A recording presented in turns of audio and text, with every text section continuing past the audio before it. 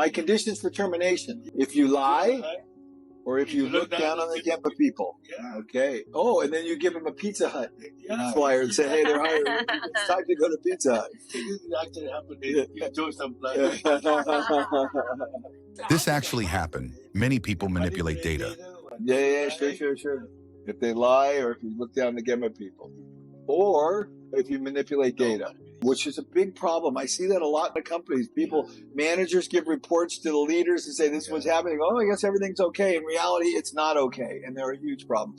I can tell you a story where I know of a company that borrowed millions and millions of dollars because the information was not accurate to bail them out. Do not manipulate the information. Don't lie.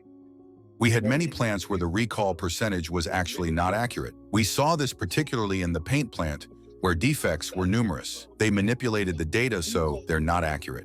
Oh, recall percentage was not accurate. They would report to the headquarter plant a 0.3% recall. Right. Very low. Yeah, much higher. 0.3%.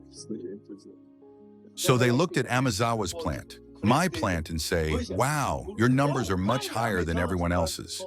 And I said, you go to the other plants and look carefully at what's happening. And it turned out that all the other plants are manipulating the data, and that my data was actually accurate because I was not manipulating the data on the defects. So they're all manipulating data. So after that, the real number, which was 8%, finally went down to about 1%.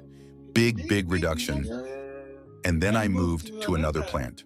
So another past failures was focusing on results, production volume, productivity. Okay, go faster, work harder, go faster, work harder. This actually happened to many plants. Focusing on production volume, you have to be very careful of this.